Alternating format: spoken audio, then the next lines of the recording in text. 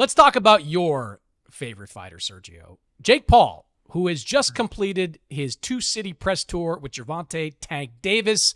This kicking off the November 14th, fight that will take place in Florida. We now have an idea of what some of the rules for this fight are going to be. They will be contested over 10 3-minute rounds. There will be a 195-pound catch weight. The fighters will use 12-ounce gloves. There will be 3 judges scoring this fight, though it's my understanding it's not going to go on their professional record. There's really no way it could be. I mean, Jake Paul is going to struggle to get down to 190. Gervonta, 150, 155 at the most he's going to get up to. So it's probably going to be a 40-pound or more weight difference between these guys. No real fireworks coming out of the press tour. Jake did a lot to try to bait Gervonta into some arguments, but Gervonta really wasn't taking the bait. He was kind of catatonic, Sergio. I'll get to that in a bit, but well, explain what catatonic means, Mannix, because you could use another word for me to understand you. Does catatonic means boring? Does it mean that this? Yeah, I mean a little bit. He was kind of like a zombie out there, like he just sort of was going through the motions. But listen, just give me your takeaway from watching bits and pieces of that press tour. It was boring. You could use another word that the boxing public can understand you. Catatonic. Not everyone out there, Sergio. Not everyone out there has the vocabulary of a 5th grader. Okay, hey, listen, some people. Catatonic sounds like a damn sports drink or an energy drink. Just stop with that. This press conference was boring. It was lame. And even though Jake Paul tried to egg him on and try to goad Gervonta Davis on, he's dealing with somebody that is not a quick-witted, thinker. He's not a quick-witted speaker.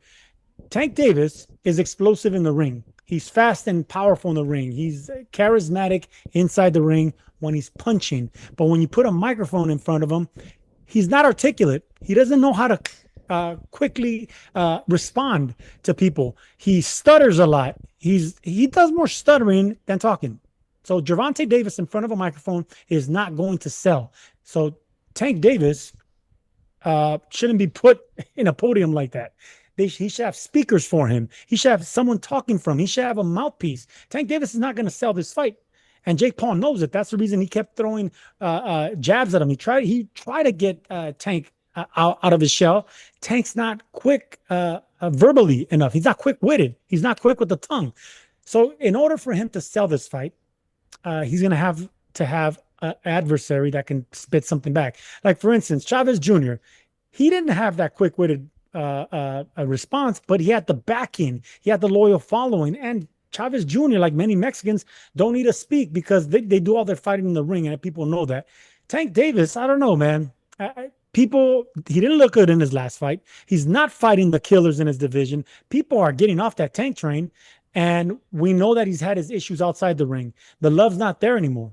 Tank Davis is losing a lot of passion, a lot of followers, and people aren't buying this circus that Jake Paul's trying to sell. And I'm glad that people are getting off this train. The commission in Georgia got off this damn train. That's why they had to move this fight to Florida, where anything could happen. So I applaud all the people. I commend all the people that are getting off the Tank train and are getting off this Jake Paul nonsense of a circus, because it's not a real fight. And I don't care if you change the rules and you bend the rules to 12-ounce gloves and make it no winner. I don't care. The disparity in size is going to be embarrassing. It's going to be maybe even dangerous. I mean, for a man that's like Jake Paul, that's going to be 8 inches taller in weight, he's going to be 9 inches longer in reach, at least 50 pounds heavier and younger. What the hell are we doing here? Why is the commission not getting involved? And why are they giving them a stage to perform their buffoonery? All right. So welcome to Florida, ladies and gentlemen. And that's where the circus is going to be taking place. You know, before this press tour, I was of the opinion that this was probably going to be Gervonta Davis's last fight. After this press tour, I'm more convinced than ever that this is going to be Gervonta's last fight.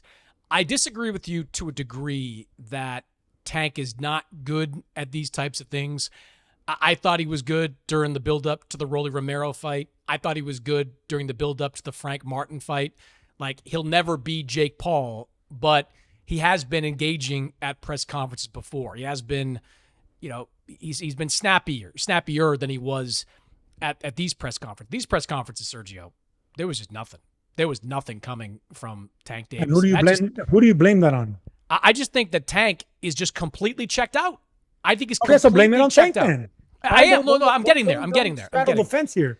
I'm getting I'm getting there. It is like I think Tank is completely done with boxing. I think I don't blame him one bit for taking this fight. He's going to make 8 figures, and regardless of how you think it ends, it's most likely not going to end with him hurt. Right? It's just a big payday on a big stage against an opponent like Jake, who's strong but has lesser boxing skills. I just don't think there's anywhere for Tank to go after this. Like, some of the things he said during this press tour, Sergio, and I jotted a few of them down. Like, he shrugged off these fights that people were asking about with the likes of Shakur Stevenson.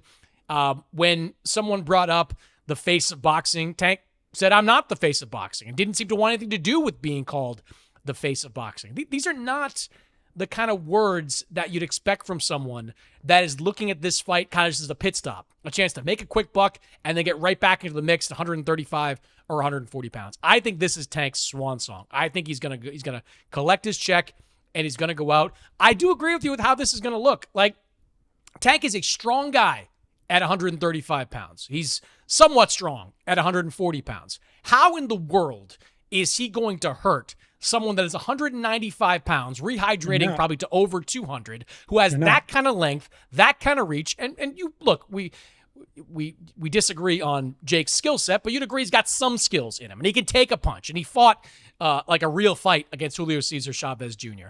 How is Tank going to do anything against a man like that? I just think this is the end for Tank Davis. This is going to be the last time I think we see him in a boxing ring, if not forever, but certainly for a long time. This is the end. My only friend, the end. That's the Doors, Chris Mannix, Jim Morrison. Great. It is the end, and the hunger is gone, and too much money has been made. And luckily for Tank Davis, he actually fought a champion way back in 2017. Whenever he fought Jose Pedraza, that's his only respectable championship name on his caliber. And mind you, Tank Davis has good opponents, undefeated opponents. Like, if you look down his resume, it's like, whoa, man, he fights nothing but unblemished records, but they're not champions. And even if they are champions, they're like interim champions. They're not the big dogs in that division. So for 6-7 years, Tank Davis has been making a whole lot of money fighting guys that are hubcap champions. And for a long time, his popularity has carried him. His power has carried him. His charisma has carried him. It wasn't his caliber of opponents, and it definitely wasn't his speeches at the dais in the press conferences.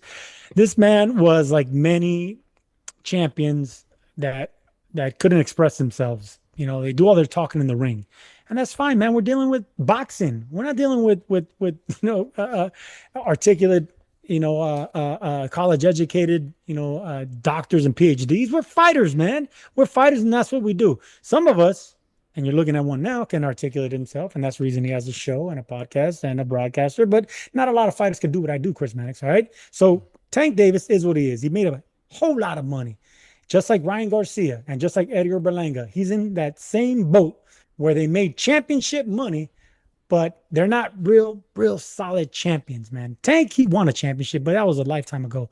But Berlanga and Garcia and many others, well, we're getting off track here. We're getting off track with Berlanga and Garcia. I think I have seen Tank a lot more engaged at press events. I have seen him talking trash. I have seen him take less bait than what Jake Paul was kind of dangling out there. Look, Jake Paul's a showman. He was looking to get Tank upset. He wanted to get under his skin. He wanted that entire press tour to go viral from the minute it started till the minute it ended. Tank just wasn't interested in engaging. And Jake went low at times to some of the Tank's history, checkered past with the law. Made a $2 million bet, had Aiden Ross show up, the streamer, at this event. So he was trying. I just think Tank is looking to collect this check and is looking to get out. I think this is the end in boxing for Tank Davis.